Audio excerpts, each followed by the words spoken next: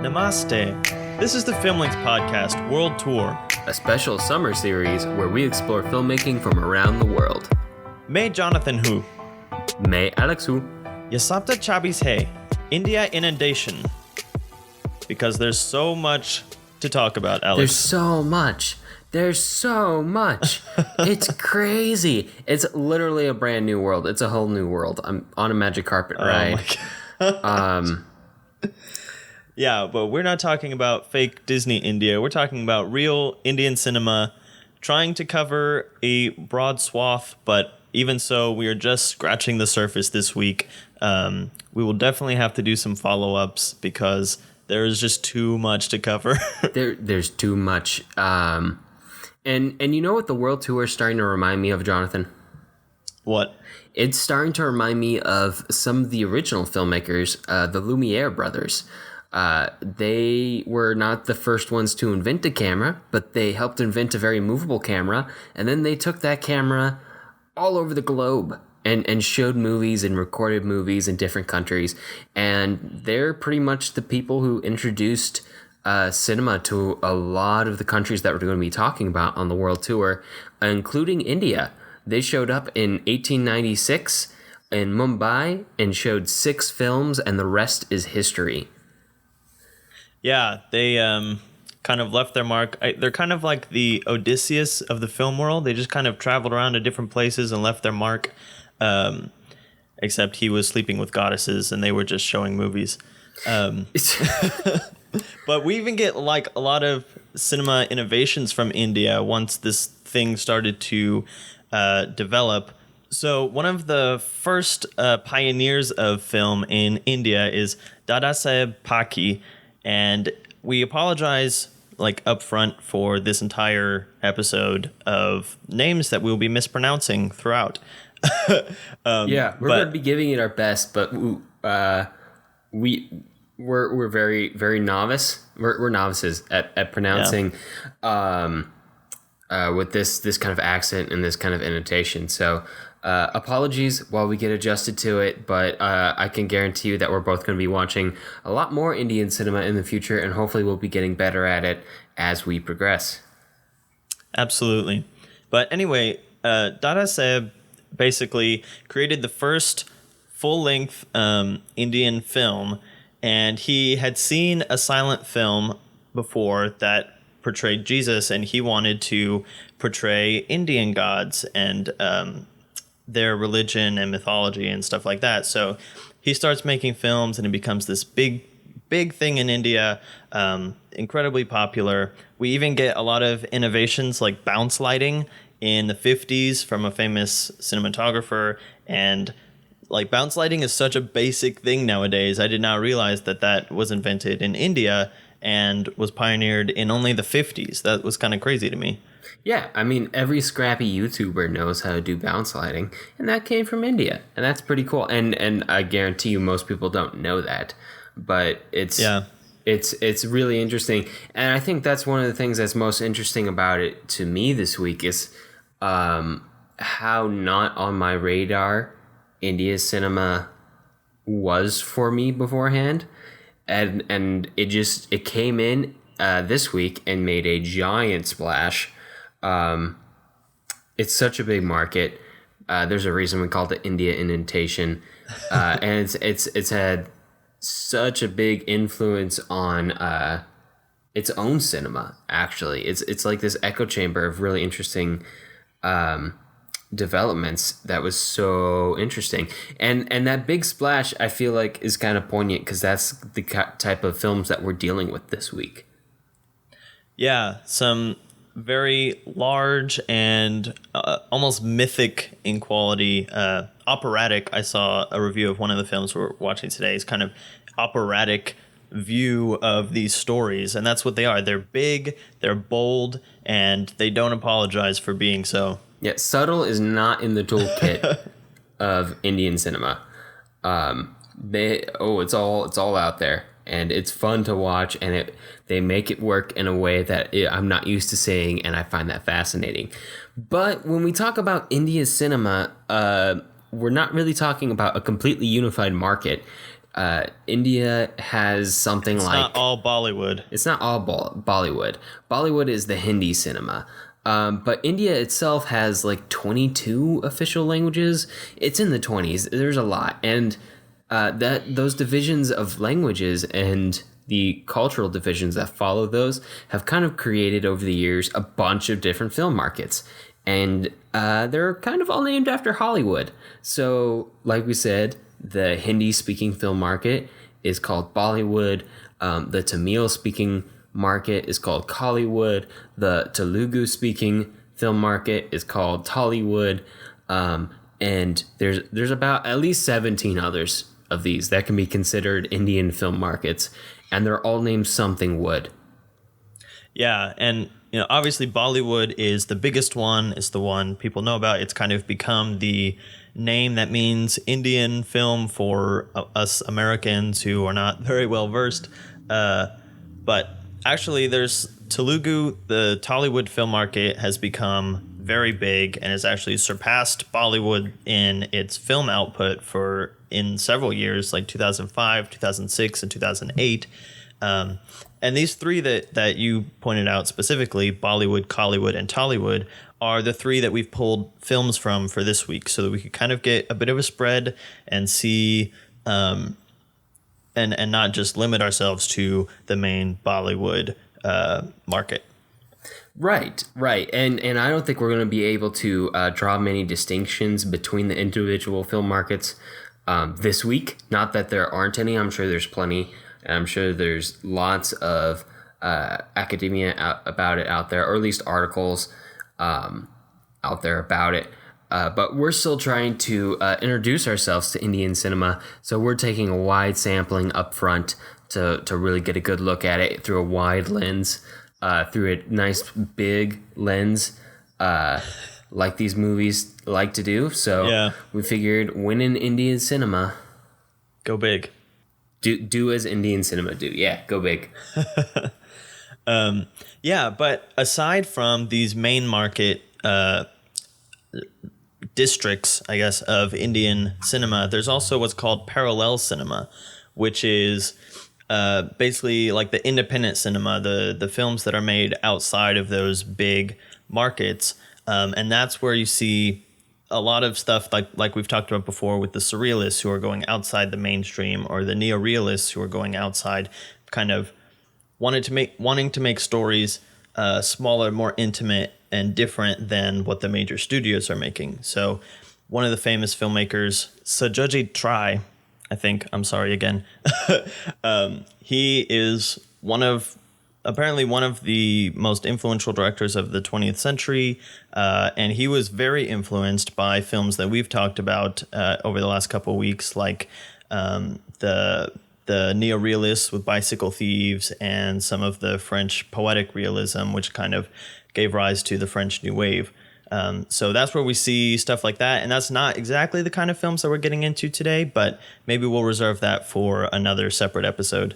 Yeah, today we're taking more of a look at the popular film culture of India, and it is very popular, even if you've never heard about it in the U.S. The Indian film market is the largest film market in the world by quite a big margin, actually. It's number one. Number two is Nollywood in Nigeria, which I'm sure is a bit of a shocker to a lot of people, and then followed by Hollywood after that. And India is a place with over 1 billion people in it. So yeah, it's a big market. Yeah. It's a big popular culture.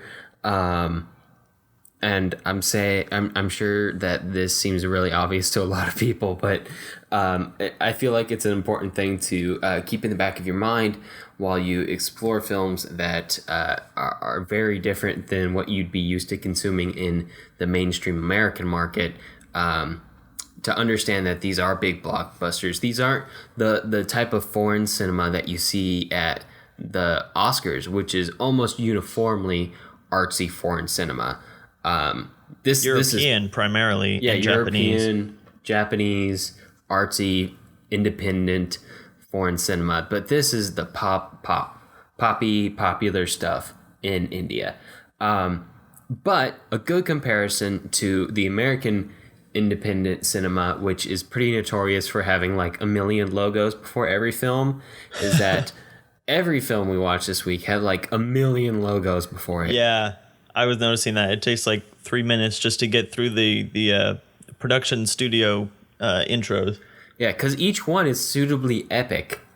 And disclaimers and disclaimers. Yeah, they're very... I respect how upfront they are about making sure no animals were hurt in the making of this film. Yeah, None. making sure you don't think that what's being presented is actual fact in history. Like, they're very clear that, we're presenting fictional characters. We're representing a mental illness, but we may have taken some liberties with it. Please don't come after us. Yeah, I'm sure. And that's another part of this big cultural leap to I don't want to say a disconnected market, but a market that is bigger than the US and has its own independent culture and rules about it, is that it has its own rules. It has its own self-regulatory system. And you can even see that through the disclaimers before the film even starts, that we're dealing with something different than American cinema. And what are those movies this week, Jonathan?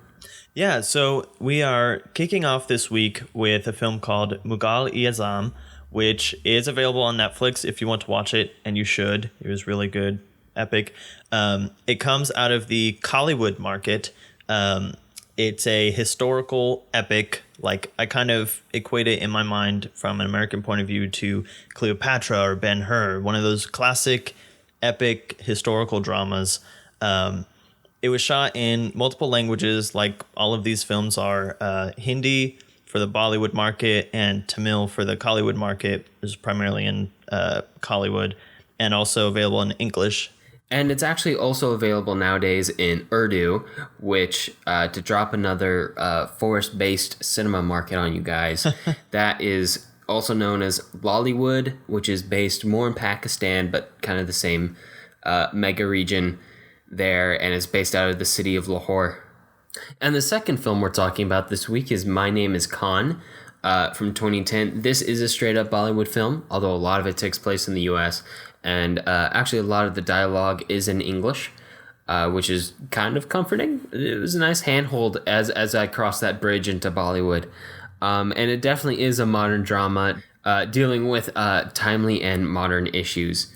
Right, and then we kind of take a step away from that with our final film, and the one that has had a huge just like shift in the way I look at movies is Baahubali, The Beginning, from 2015. This film comes out of Tollywood, the Telugu market, the southern India sphere, and it's actually famous for making that market like even bigger and getting a lot of notoriety. And this film is historical fantasy, so we are kind of almost of the highest order. Yeah, it rivals any epic that you've seen in America. Game of Thrones, Lord of the Rings, it is right up there with the best of the best.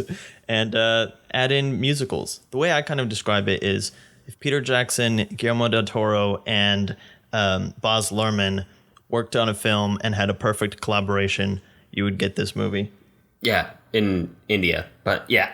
Yeah, that's just for an American jumping off point. That's how you can kind of think of it. Fair enough. So with that, let's get into the nitty gritty of this week with Mughal-E-Azam from 1960. Do you want to tell us what that's all about?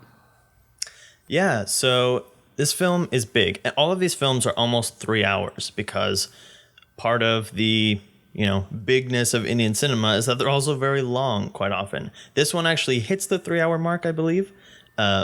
So the film takes place in the Mughal Empire, and it centers around Akbar the Great and the conflict with his son, which was an actual historical conflict where they end up going to war against each other.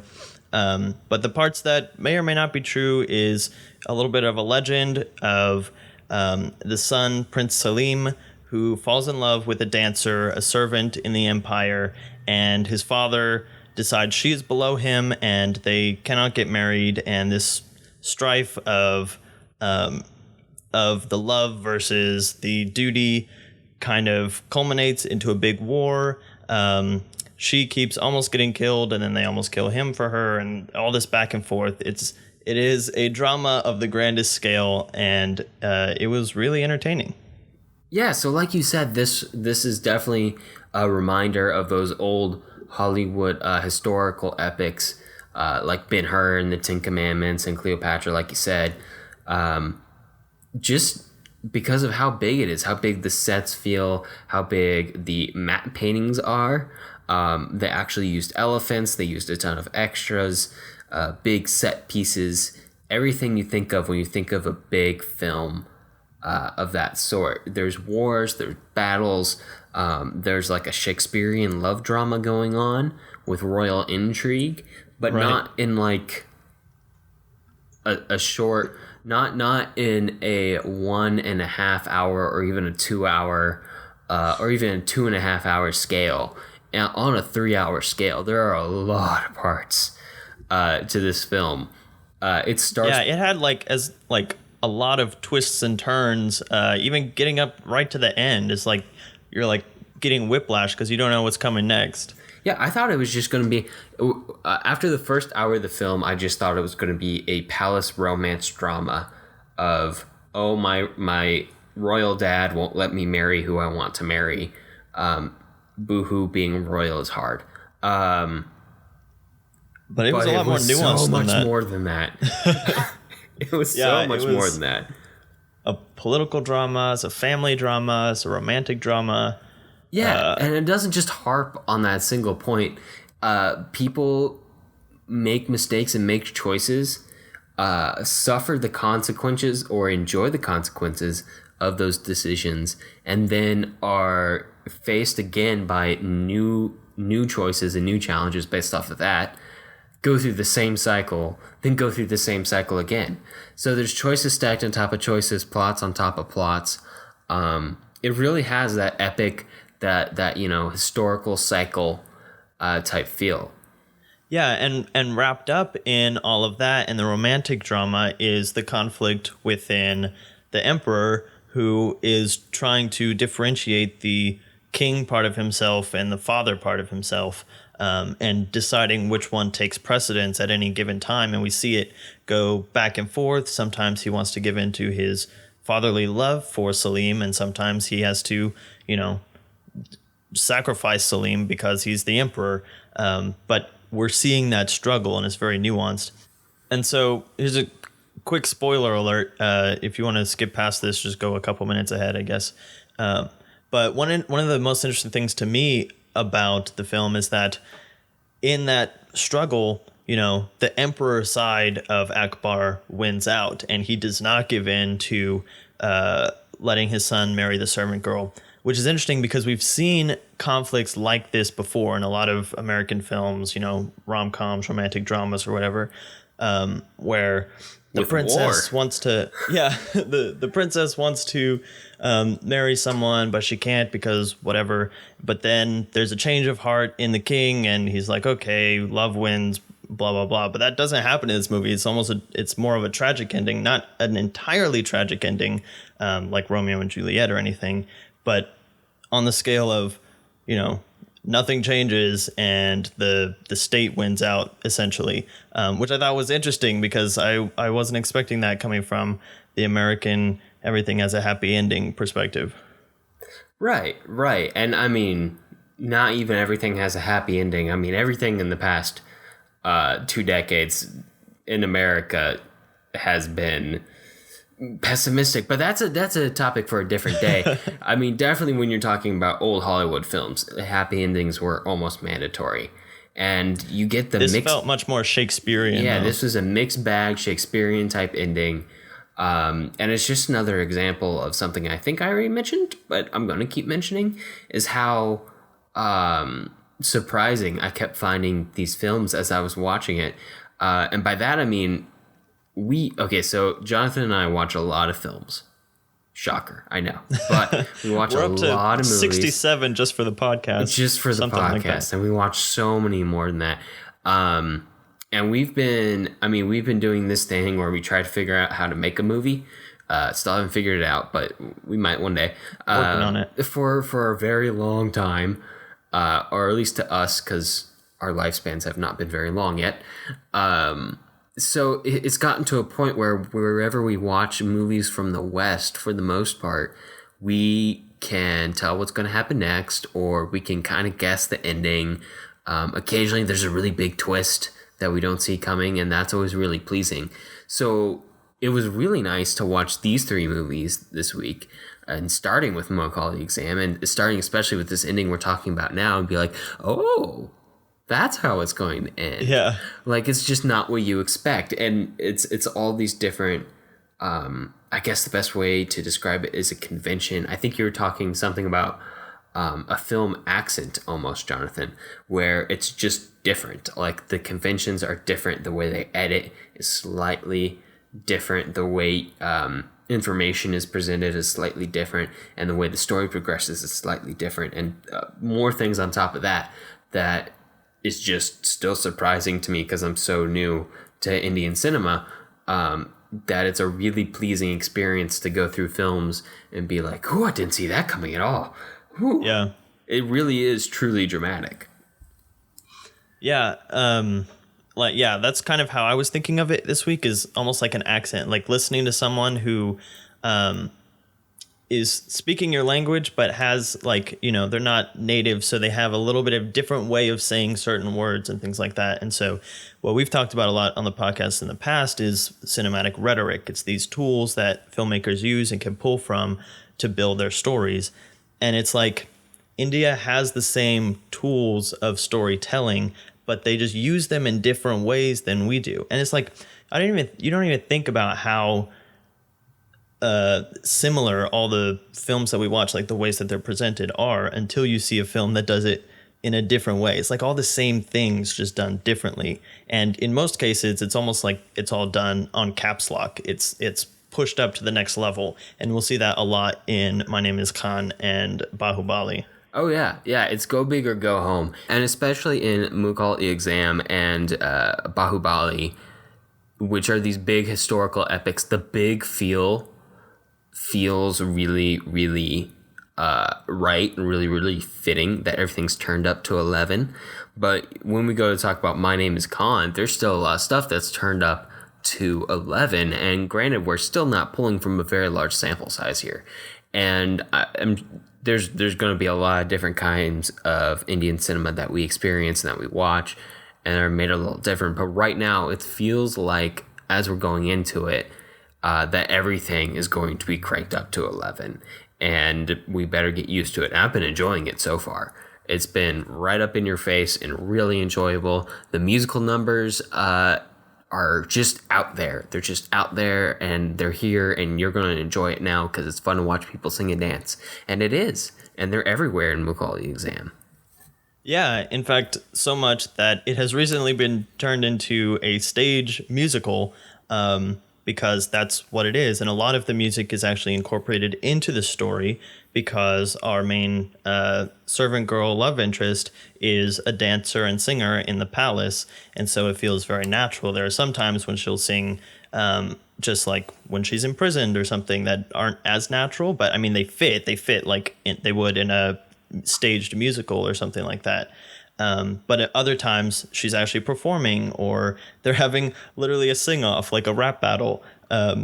And so those are kind of incorporated into the story. And then we'll talk about differences with the musical numbers in Baahubali. But I mean, I really enjoyed all the way that the music was incorporated in this film, and it just seemed to flow really well. Yeah. Although I do want to say, Jonathan, I get the feeling that anybody in an Indian film is a potential singer and dancer. So that's true. But she was literally a but dancer. She literally was employed that way. That was her job, yes. When she wasn't being a statue. Right.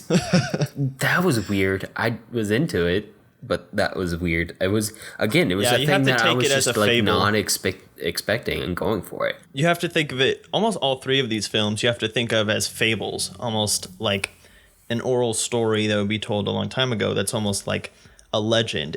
Even My Name is Khan, which is more grounded in reality, gets to this fable quality in things that definitely. happen at the end. Definitely. It goes straight up, oh, brother, where art thou, for like 30 minutes. It does. It's like Forrest Gump in a lot of ways, too. Yeah. And I think that one of the most interesting things about it is that they kind of seamlessly flow between what might be a fantasy realm, or certainly is a fantasy realm. Blue butterflies, Baahubali. We'll get there. And then what is reality, and sometimes a really gritty reality, especially in My Name is Khan. They flow between those a lot. But it's interesting. Khan. Yeah, from the epiglottis. Khan. Right. I'm probably doing that wrong. Keeping it at Mughal-E-Azam for now. One other thing that we should mention is the fact that the filmmaker, K. Asif, he wanted to film this in color, but the technology hadn't reached him at the time of filming. It had started to percolate by the time he was almost done, and he kind of wanted to reshoot the whole thing, but they had put so much money into it and so much time that there's no way he could do it. He wasn't... Yeah, and they shot it... Keep in mind, they shot it in multiple languages. So reshooting it in color meant reshooting it 3 times. Right. But he did shoot 2 scenes in color, in Technicolor, and they are dazzling. The first is a very climactic scene, almost exactly in the middle of the film, and then the last 10 or 20 minutes of the film are also in color.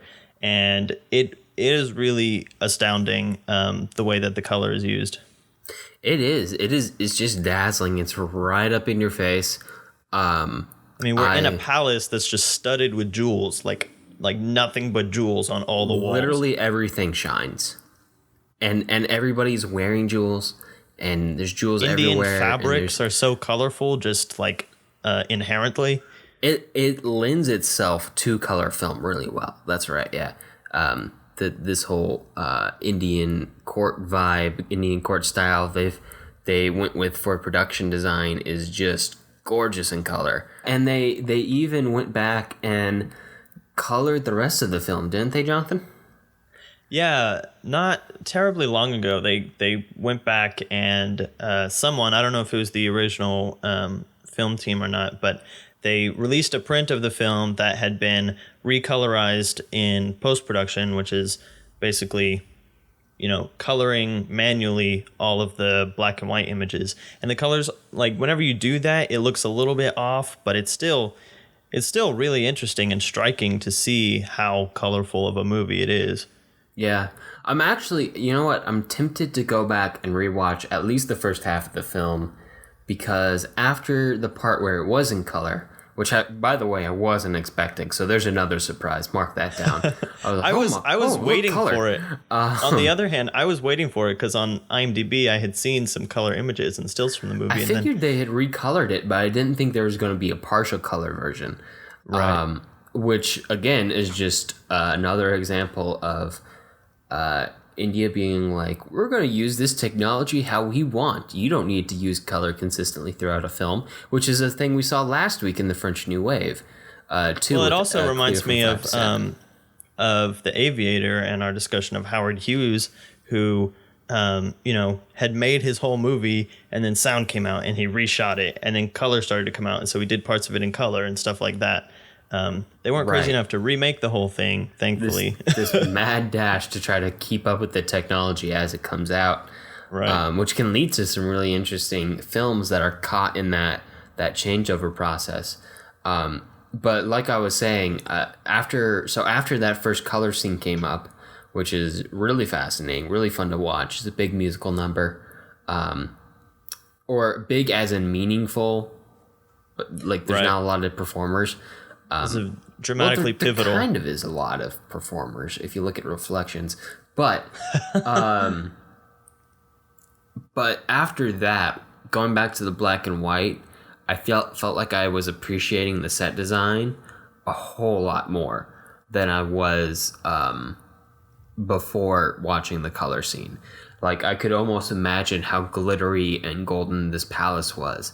And that's just something that obviously you could tell it was opulent in the black and white.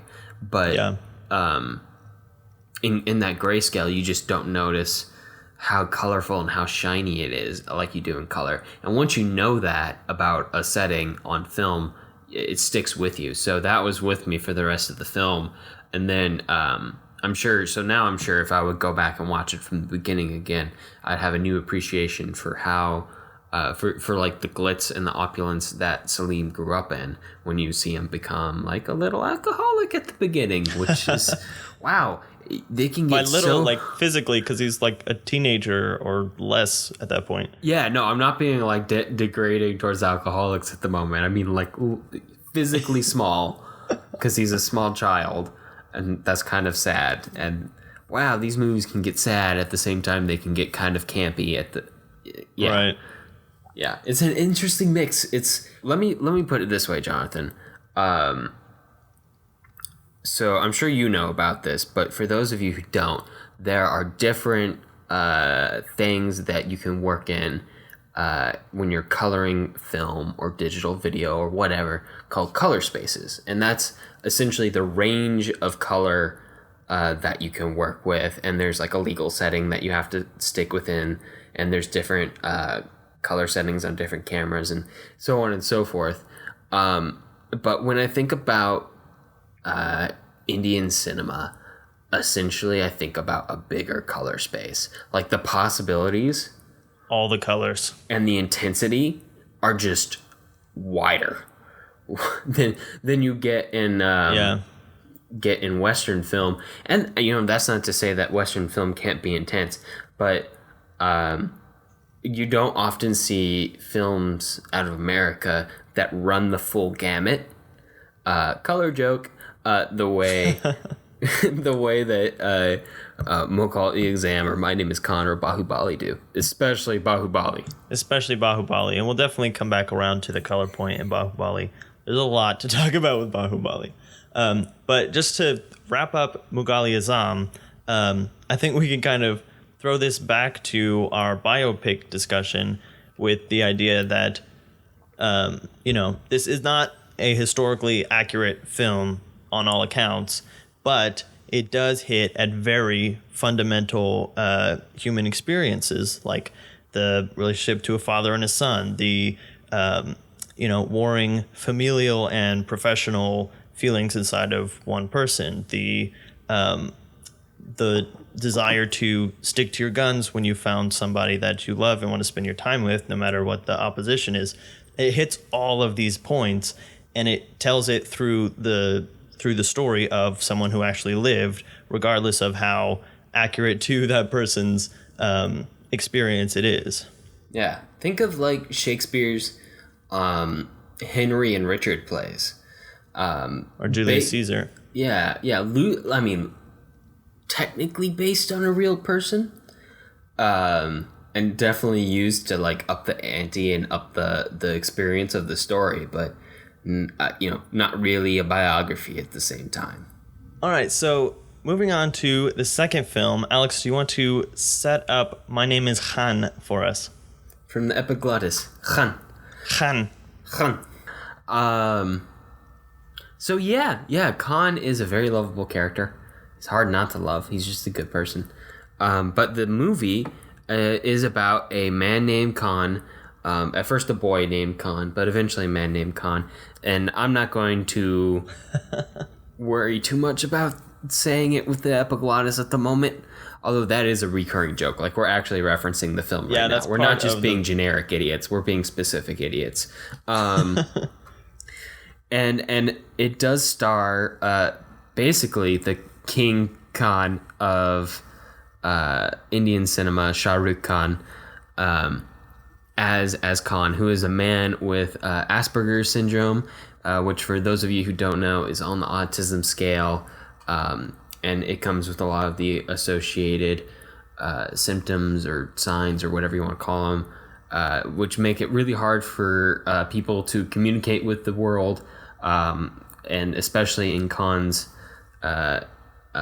specific case, to express emotion, experience physical contact with other people, and see the color yellow. Is definitely to see the color yellow, and also to like understand things on a non-literal basis immediately. Immediately, he is like a really smart guy, and they make like that's a big part of the film is that he's really smart. He can fix almost anything. He can memorize almost anything. If you give him enough time, he can understand anything. But he's almost like stuck being like 2 or 3 steps behind the world around him at any given time as he's trying to experience the world. And documents his story after he moves to America. And I feel like this all happens within the first half of the film, so I feel like I can give this away. But he falls in love with a single mother, and they marry, and they're really happy. And then 9/11 happens, and stuff goes haywire. And it kind of documents that experience of what it was like to be Muslim in America right after 9/11 and the years following that, and then the fallout from those events, because it's an Indian film and we can't just have one series of events. We have lots of series of events. So even though this film can at times feel very what you would call a small movie or a small focused movie, because it focuses in on so few characters and a very personal struggle. Not like a grand prince or anything, but like an immigrant who is struggling to adapt to a new country that does not want him in the least. It still has a very epic vibe to it. And like we mentioned a few minutes ago, it can get pretty fantastical at times. Like this is set, like I said, after 9/11 in the 2000s. And there's like a town straight out of... To Call a Mockingbird in this film. Like, yeah, that was interesting. I wasn't sure what... I'm so curious to know the story behind that design of that town, Wilhelmina, Georgia. Is there a town like that looks like it's from 1925 America? Or there may be, just little towns in the deep South that are...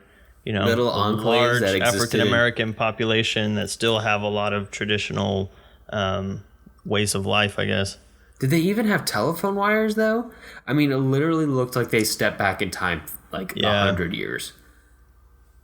Yeah, but one thing we should kind of clarify about the story, because it's another big pivotal point, is that Khan is a Muslim from India, and his wife, whom he marries in America, is Hindi. And so there becomes a big culture clash, not only with the Indians and the Americans, but with the Indians and themselves from the various Hindi and Muslim religions. And that's an interesting dynamic that I had never thought of before. And we see that cohabitation of Hindi and Muslims in Mughal-E-Azam, but that was more of like a peaceful cohabitation where they just kind of they alternate almost indecipherably, but it becomes a huge point of friction in this film. Yeah, I thought it was really interesting, and I thought it was really smart to start off the film, or at least very early in the film. One of the first few scenes is centered around the Hindu-Muslim riots in India that happened towards the end of the 20th century. I don't know too much about it, but it was an interesting conflict to introduce a religious conflict between Islam and a different religion that wasn't like Christianity or Western civilization or something like that. So for people who come from the West and people who grew up in a post 9/11 world like you and I did, it's definitely a really great place to start the film, to be like, hey, this kind of conflict is not new, and this is a good lesson both for the main protagonist of the film and for the audience at large to have right at the beginning of the film. Yeah, and this is one thing that goes into one of the things I was really impressed with this movie is the very diverse point of views and the nuance with which this film was carried out. Because the moral of the film is fairly reductionistic, but it goes on to kind of back it up. Basically, when he's a kid, his mom, during those riots that you were talking about, his mom tells him that there's only two kinds of people. There's good people and there's bad people. And then throughout the film, he encounters people basically on both sides of, Indian and American, Hindi and Muslim, who are good and bad. So he sees both sides of all the people, which I thought was really interesting. Like, they have neighbors in America who are white people who have no problem with them, and they are very good friends. They're very good family friends. And then, throughout the film, there are, of course, a lot of white people who are not okay with them and who are the very racist and intolerant people. But on the other hand, there's also there's a scene of Muslims who are planning violent action, and there are scenes of very peaceful Muslims. And so it goes back and forth and shows a lot of different points of view and types of people, and I thought that was really cool. Yeah, you know what? I would say if the depiction of Wilhelmina, Georgia wasn't 50 years behind its time, yeah, other than that, it would be a really good like tour of America film. I'm still just really confused by Wilhelmina, Georgia. Like, and I don't know if that's coming from the fact that the film is not made by an American production team, so I don't know how much of that is like an Indian perception of a Deep South African American community or what. But yeah, it was very stereotypical. Yeah. Oh, yeah. And they called the little kid like funny haired Joe or something like that. And I was like, which is part of the. Can you say that? It's part of the character, because that's what Khan calls him, because that's kind of the way that he processes things in his mind. So that didn't bother me as much. Right.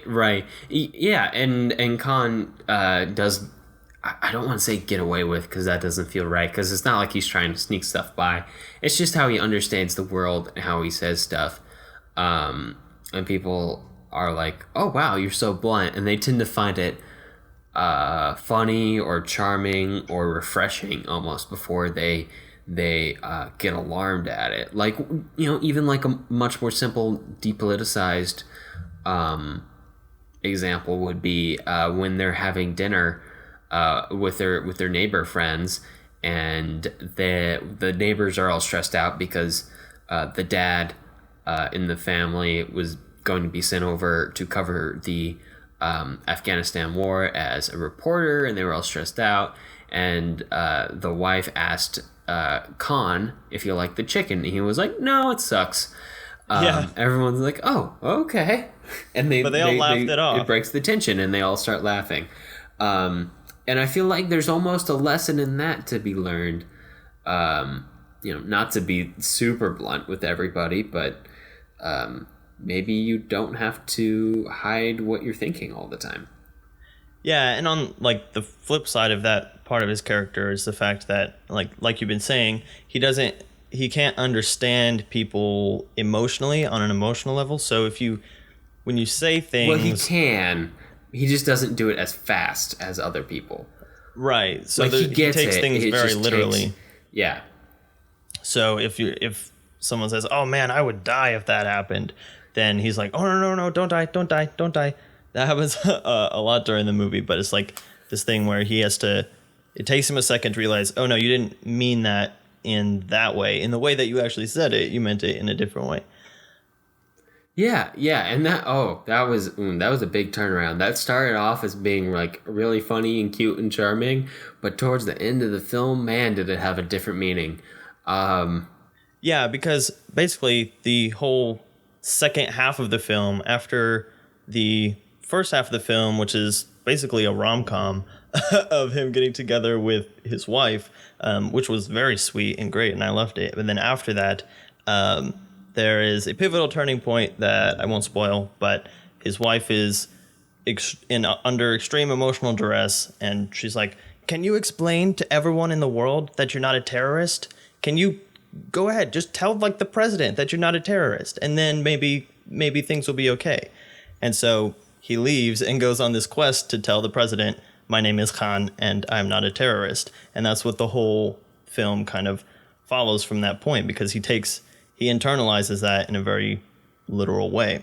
And there's other things, like they actually turn that into almost foreshadowing in the way that, yeah, like you were saying, the fact that he constantly is like, don't die, don't die, don't die, becomes almost like a literal worry that people are going to die. And there's another point in the film where his wife is very concerned about her son playing soccer and how dangerous it is. And at first I was like, that's weird. I mean, soccer's like a normal sport. And then later on, you're like, oh. You're like, oh, wow. That was actually really important. Yeah. But they also are very good at throwing music cues your way to help you figure stuff out. And like you said, everything's turned up to 11 here. So when you feel a moment, when you're supposed to feel a moment, you feel the moment. Like the filmmakers make sure you feel the moment.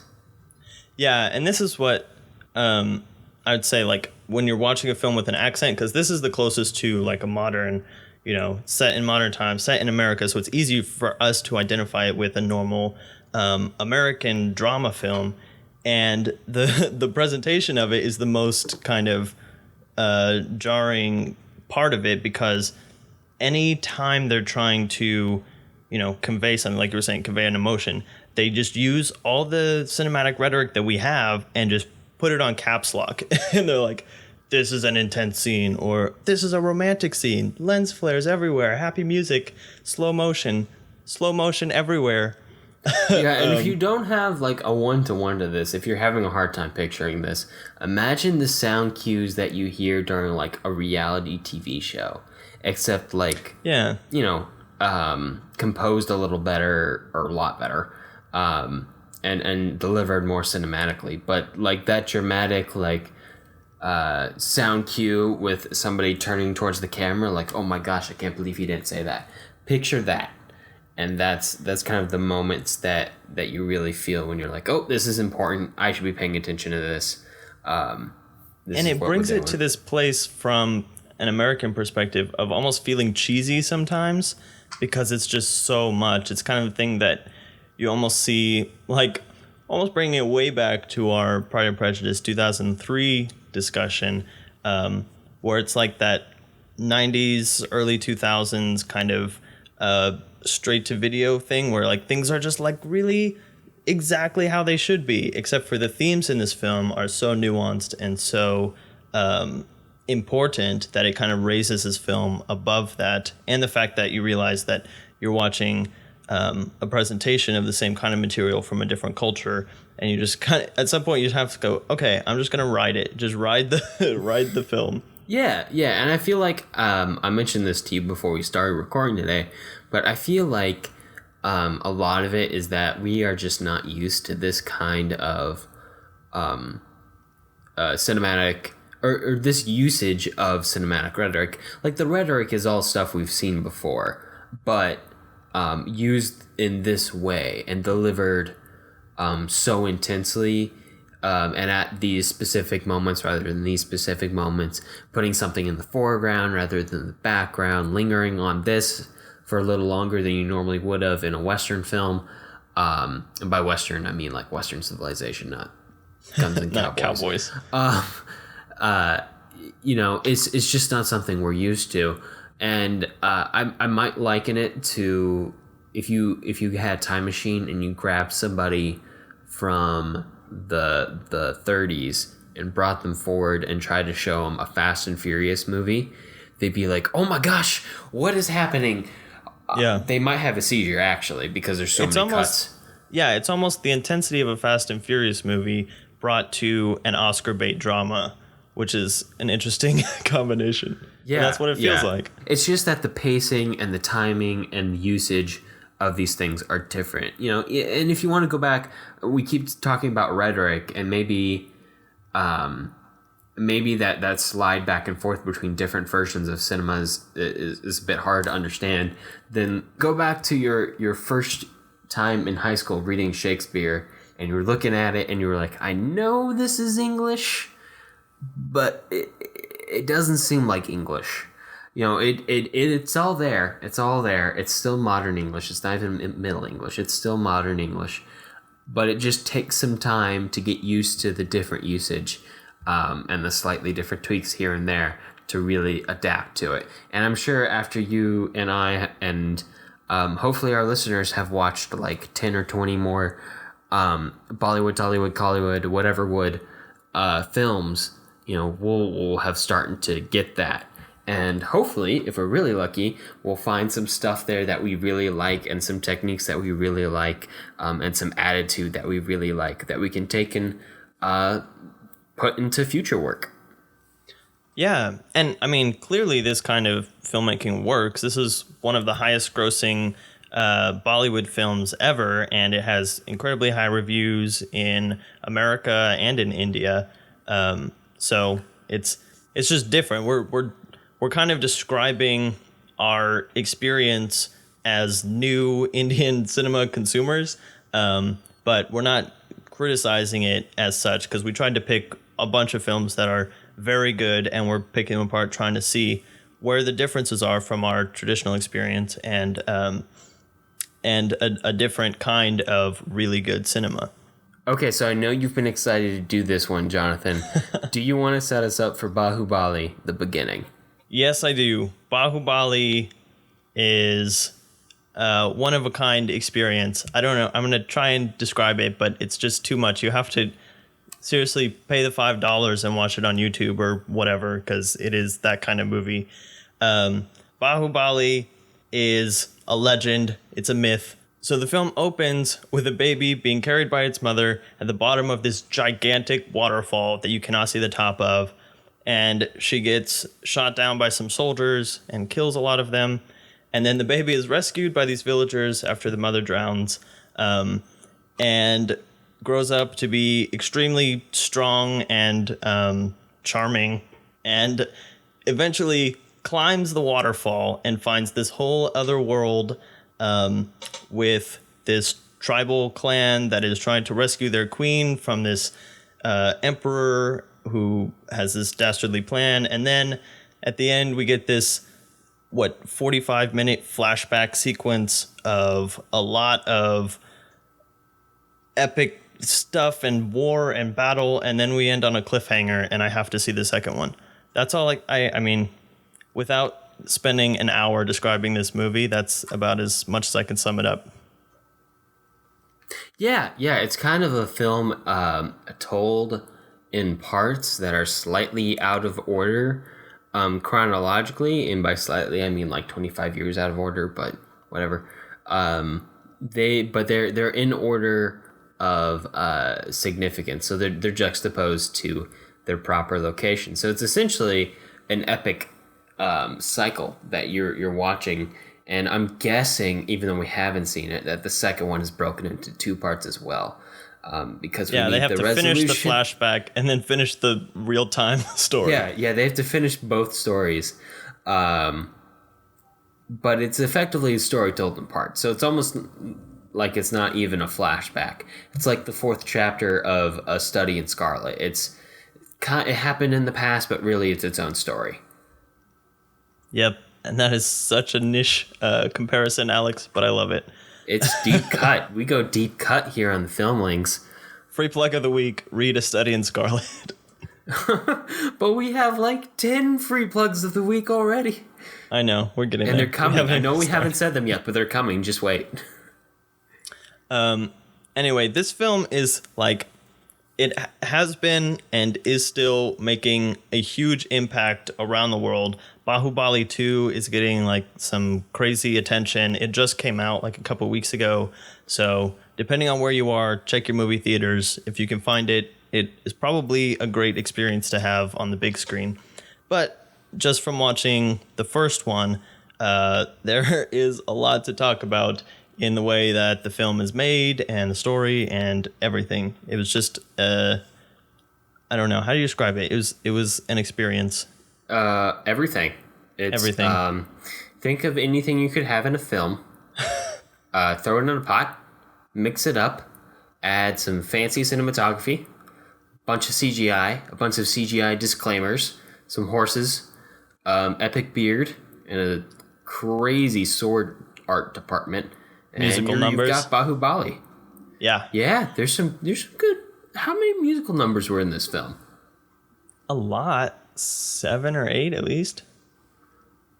Was there 7 I think or 8? some of them like aren't, diegetic. Some of them even just the music under what's happening, like when he takes the shrine to the waterfall. I think that's even considered like, because I found a YouTube channel that has a playlist of like the musical numbers, and so like that whole like taking the shrine there is like a music video, even though they're not singing it in the movie. Yeah, you know what I mean, yeah, and, like because and those songs describe what's happening in the, like I was thinking the same way that in Toy Story they have the songs that describe what's happening that happened in this movie. Yeah, and you know what? I had that thought throughout a lot of especially the first half of this film, as slowly became more and more engrossing, and those outside thoughts dim as you watch a film. And you just get sucked into that world. At least I do. I get really slowly into became engrossing. I got engrossed in it like right off the bat. I mean, Well, it I starts. was engrossed by like 30 minutes in, something like that. When does the mountain climb happen? Because that was like the greatest thing since the Rocky montage. It happens like 20 or 30 minutes in, something like that. It was right after the Blue Butterfly music video that I was like really into the film, and I was like, okay, I'm into this now. Like I've exited the real world and I'm in the world of Baahubali at this point. And considering it's a 2.5 hour movie, I don't feel like that's a bad mark. Like I was in there for 2 hours, so I don't feel terrible about it. But I did feel like the first half hour, I was like, this is kind of a series of music videos almost, with like some dramatic vignettes thrown in between. Yeah, and then it becomes a lot of drama with some music videos thrown in there.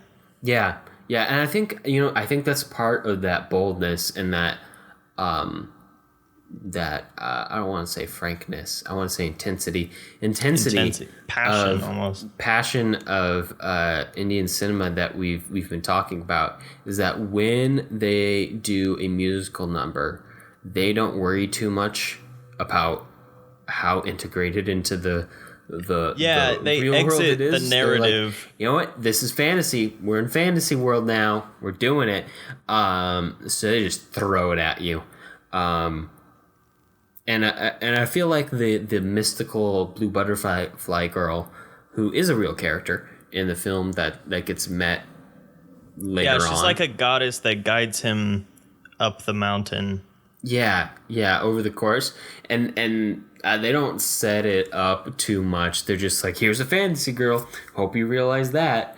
Go for it. And at that point in the film, which is only 20 minutes in, I was kind of expecting it almost. I was like, okay, this is this kind of film. Everything is going to be big. This is essentially, like you said, this is like a legend. I kept thinking Ben-Hur or King Arthur while I was watching it. Because I know all of the Western legends. But yeah, there you go. Now I know Baahubali too. I don't even know if that's based off of a real thing. Yeah, I was thinking of it a real more legend, or if it's completely unique. But I would love it if it was completely unique.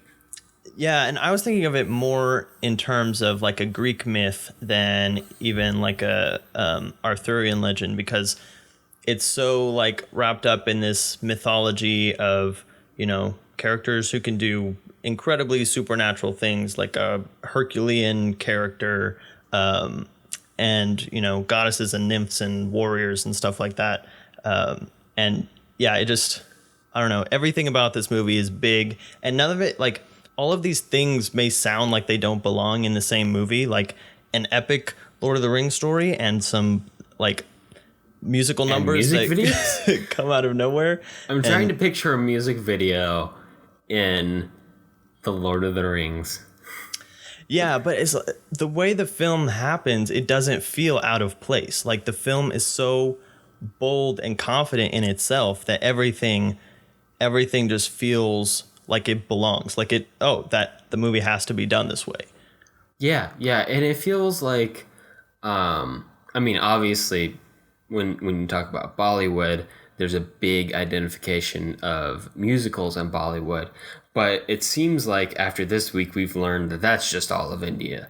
Like that's just all the markets are like, ooh, yeah, musicals. And I'm so curious what the source of that is. Were they just really popular once and they caught on? Because in Hollywood, you see phases. You see phases of musicals come and go, where they're really big for like 10 years and they have a certain style and then they fade out. And they're really big for 10 years and then they kind of fade out. But it just seems like almost every Indian film that we've watched or we've researched or we've looked at involves some kind of musical number. And I haven't had time to research this because we're absolutely swamped.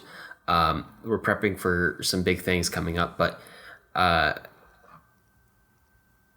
really want to look at, and if you know this, if you have this information as to why this is, please feel free to tweet me, let me know. But I wonder what the cultural association is. Is it just that it's that musicality was already there? It already permeated the culture so much, and then film came along and just sucked it up and was like, this is how the cultures in India do. They like musicals, they like song, they like dance, they like performance, they like this theatricality, and then it goes into the film? Or was that something that developed in the film, became really popular, and just stayed popular? Yeah, and I've seen a little bit about it just from reading up on Indian cinema on Wikipedia, basically. Don't do that, kids. That's what my teachers always told me. But do it. But basically, a lot of Indian cinema is influenced from Sanskrit drama in the same way that, Japanese cinema is influenced by kabuki and American cinema is influenced by American theater.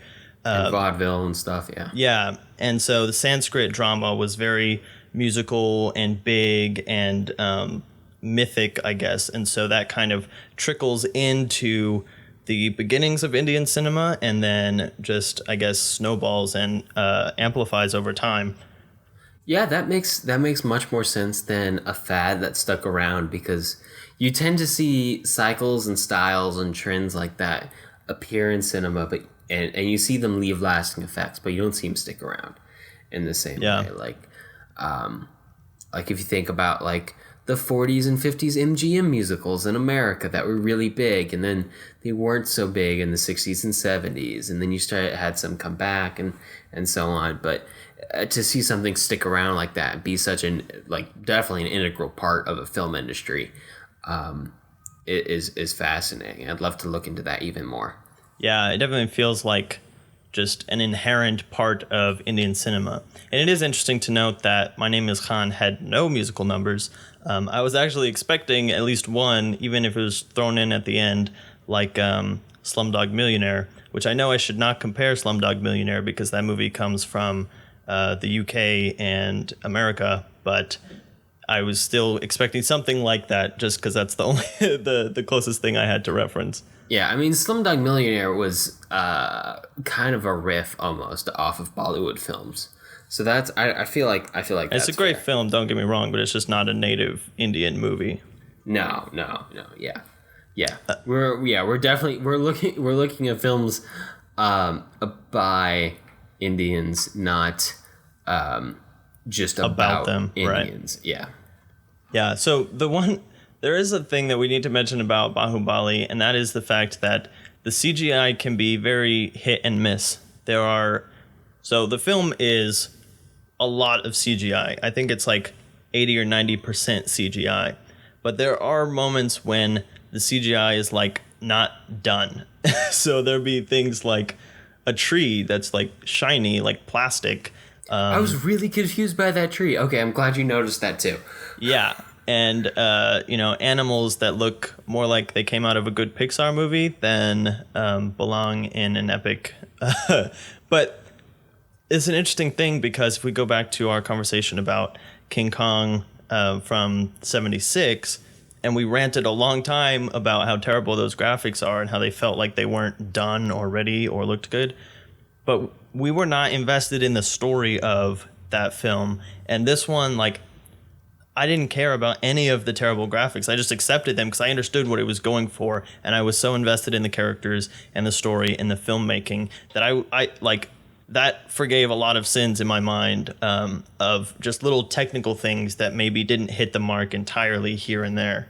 Oh yeah, yeah. I mean, if a film is emotionally engrossing and the story is engrossing, then you can get away with a lot visually. That's one of the first rules of filmmaking. When you're working with something like CGI, it's more supposed to be icing on the cake. It works really well as an enhancer.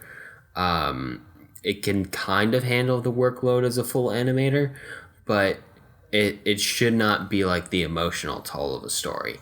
So when you're looking at something like King Kong, like that movie was, shot to bits within like the first 5 minutes, and there was no green screen involved in the first 5 minutes. Right. But like Baahubali is an epic tale that has absolutely anything anyone could want in it.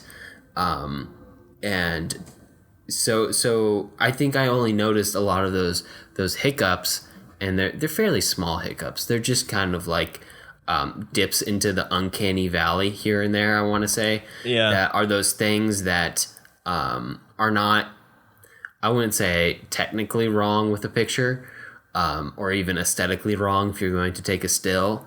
But once you put something in motion, there's just some things that the human eye will notice that are like, that's not quite right. Like motion blur or something like that. Yeah.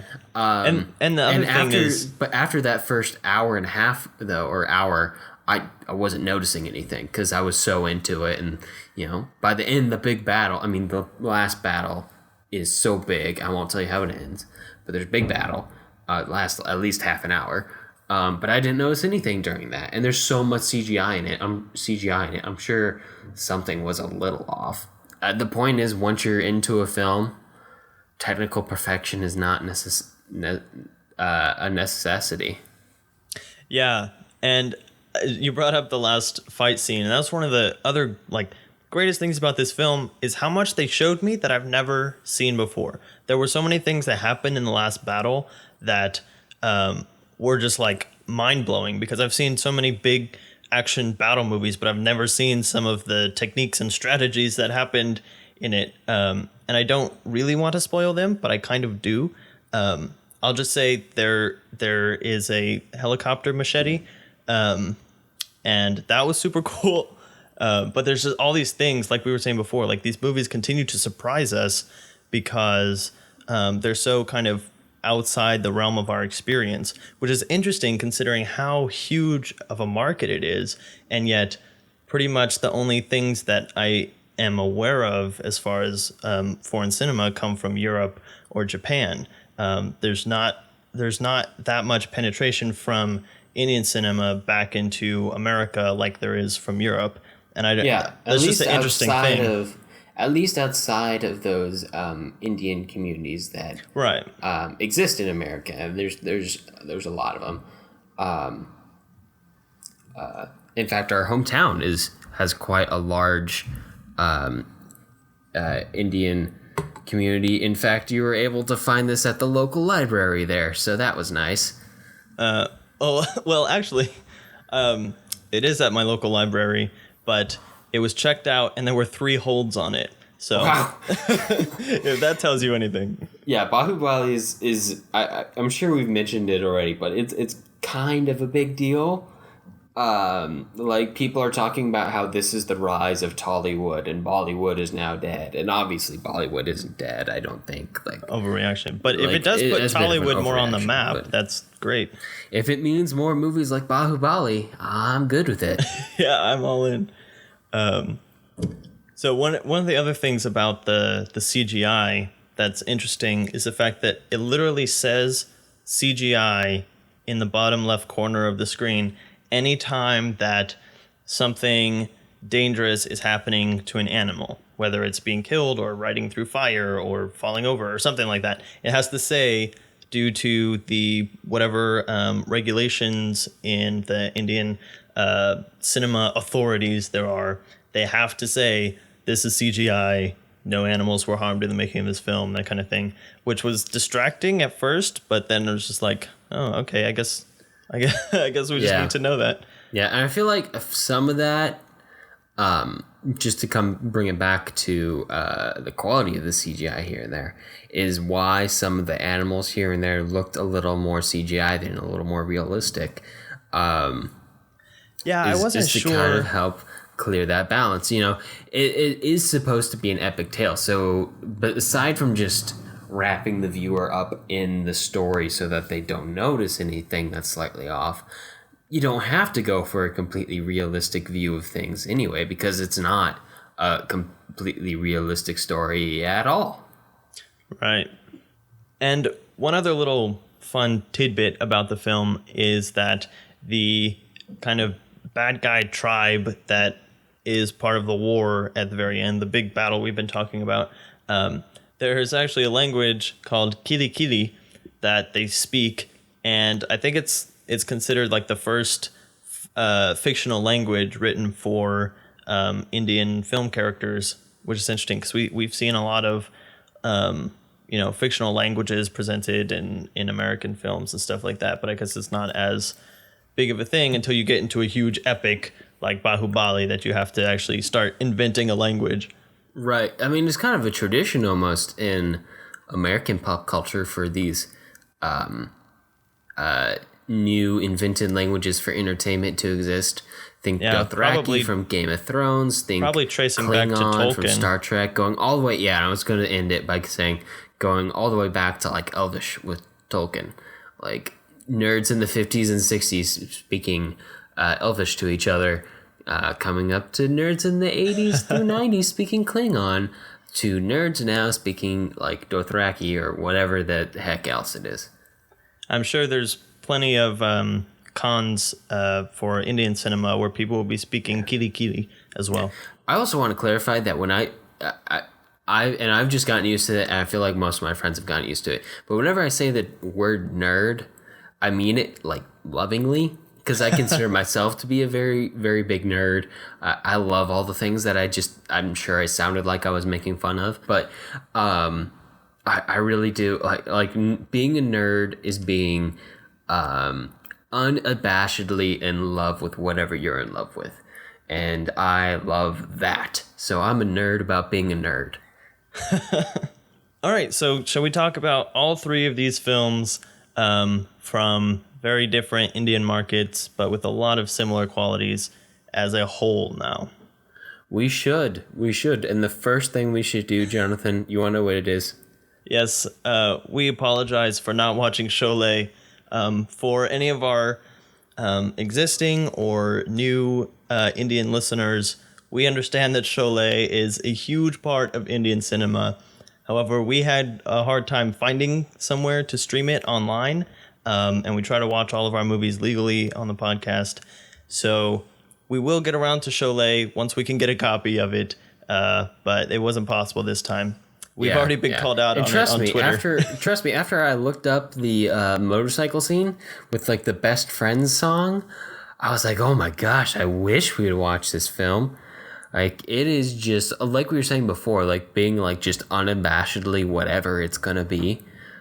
It is that. It is that. It is all, it's 100% Sholay, whatever that means, because I haven't seen the whole film. But it is that, and I love it. Yeah, so we will probably do an India follow-up week, and we will watch Sholay. But yeah, I mean, we're going to be watching these movies anyway. We might as well get a podcast out of it. Right. But yeah, one of the things that I've kind of just taken away from all three of these films that, I mean, we've already been talking about a lot, but it's just, there's so much passion that goes into these films. Like we were saying, like it's so intense and it's so like these movies just love being movies. They're not trying to be documentaries. They are movies, and they're going to take full advantage of the style and techniques that are afforded them by the medium of film to tell their stories. Yeah. They're just 100% in, dial turned up to 11. We don't care about the rough edges here and there. We just want to tell you a good story and make it entertaining. And they do it. And I appreciate that. And that means musicals. That means big fight scenes. That means dramatic transitions between tonality here and there. Whether that means throwing a musical number into the middle of a historical epic, or it means having a Jason Bourne-esque intro to what seems to be a rom-com for the first hour and a half. Yeah, I feel like if all of these films or Indian film in general was personified, it would be Prabhas from Baahubali. That's the actor who plays Baahubali, and he's just the most, charming and playful and strong and bold character, and he'll do all of these things just like so confidently and charmingly that you just have to love him. And I feel like that just encapsulates the whole attitude that Indians take when they're making their films. Yeah. I mean, as a character, I do love him. He's a really great heroic archetype, like a trickster and the strong man, like mixed into one, and it just works really well. And you're right. That is that attitude that comes to film. And I feel like it's, if we, our ordering on the world tour has been a little haphazard, but a little planned out at the same time.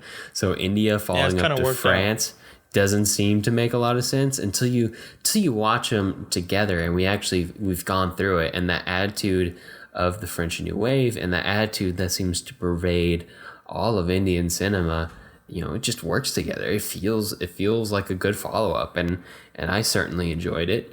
And even if you don't like the style of filmmaking, I feel like you have to appreciate how entertaining each of these films are.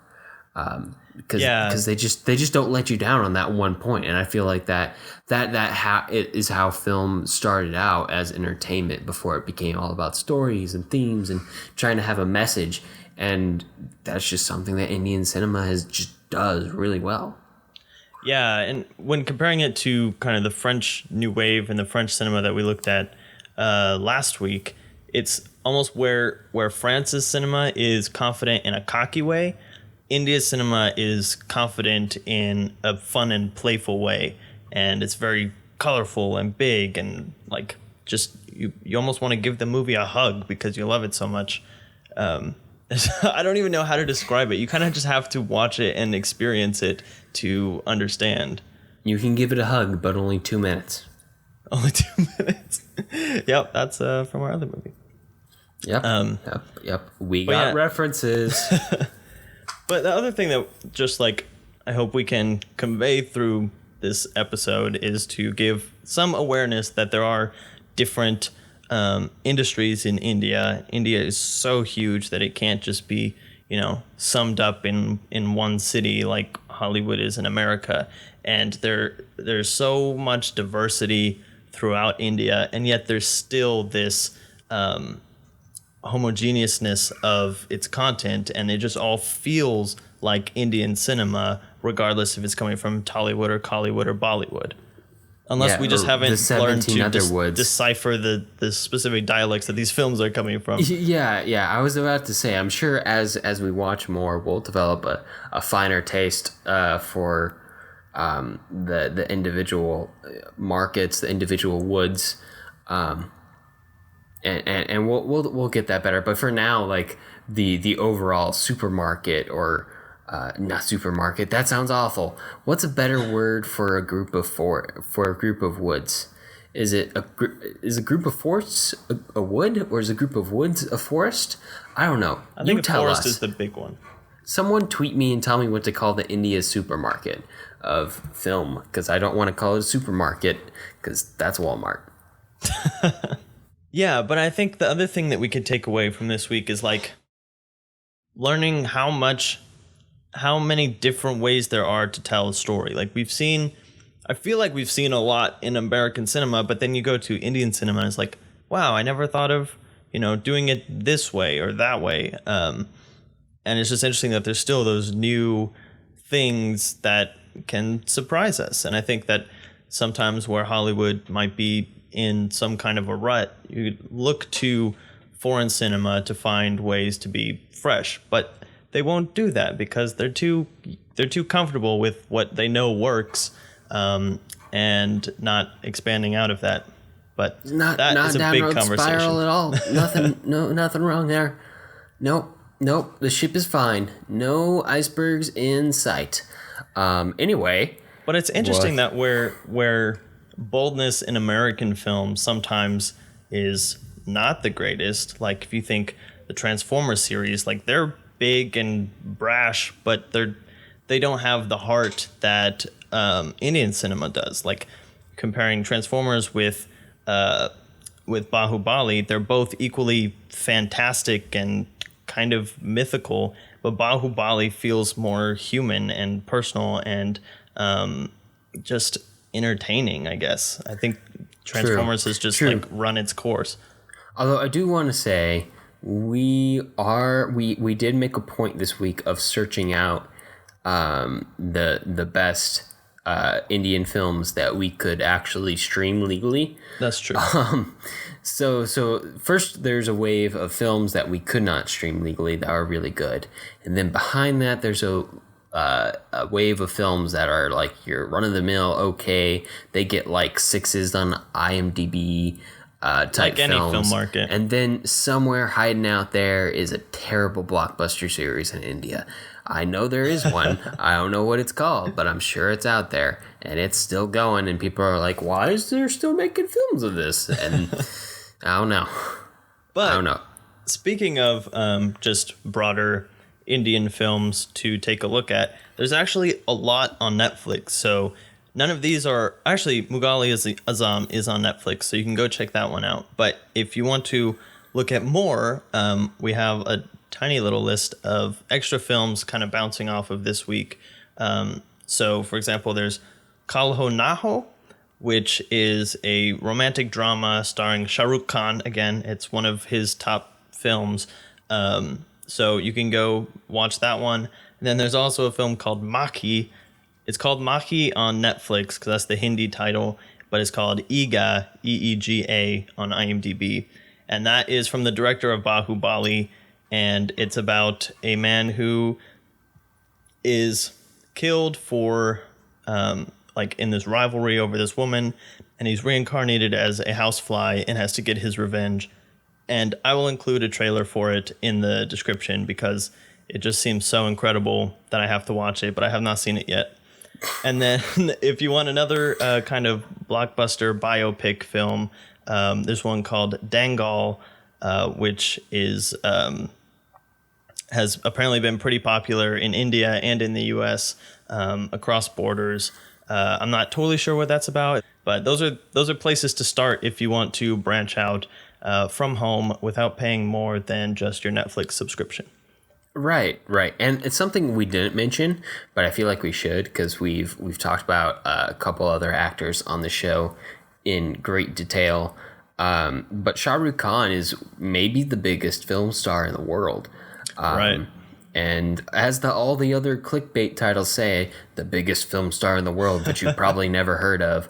And why is that? Because India has 1 billion people in it.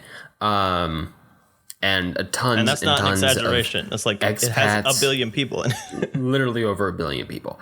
And tons of expats and immigrants with an E, not immigrants with an I, around the world that support that market. And then other cinephiles like us who are like, yeah, Indian cinema is cool. Let's check that out. And you can be like that too. Yeah, and there are literally 15 films that have Shah Rukh Khan in them on Netflix. So if you want to learn about one of the greatest film stars in the world and one of the top actors, if you're interested in learning about acting from other cultures, along with the Mifune documentary. Check out some of those Shah Rukh Khan movies. Yeah. Indian cinema is prolific not just on the national level, but also on the individual level. So a lot of their famous actors are in a lot of movies. So there's no shortage of Shah Rukh Khan material out there for somebody who is willing to watch it. Absolutely. So, on that note, what are we doing next week, Alex? Where are we going? Well, next week, Jonathan, we're going back to, drumroll please, Japan. Shocker. More Akira Kurosawa, Alex? No. It turns out there's more than one director who's ever lived in Japan, and we're going to be talking about some of those guys. In fact, we're going to be talking about 3 films in particular, as we are wont to do. Tokyo Story from 1953, Harakiri from 1962, and Nobody Knows from 2004. So we're going to be talking about a mid-century family drama in Tokyo Story. We're going to be talking about a very old period piece samurai film in Harakiri again, and we are going to be talking about a modern family drama in Nobody Knows. Yeah, it should be a good spread. Lots of different perspectives that we haven't seen yet out of Japan, since we've been sticking to Akira Kurosawa's Jidaigeki films. And so we get a new director doing Jidaigeki, and then 2 different periods of modern film. And it's going to be a really interesting conversation comparing such a diverse range of topics. Right. We've already learned a lot about Japanese cinema. We've hoped that you who've been listening along have picked up something from us about Japanese cinema that's been worthwhile. And we're going to build on top of that. Well, that's about all the time we have for mispronouncing things in India for now. If you have movie suggestions for us or want to rant about our mispronunciations, I can be found on Twitter at @JSSatchel. And I cannot be found at Alex Geringer. And to find links to things that we talked about today, you can view them on the blog at thefilmlings.com. If you like the show, let us know. Leave us a review on iTunes so other people will know how we mispronounce things. We definitely appreciate it. Talk to you next week. All right, see you in Japan.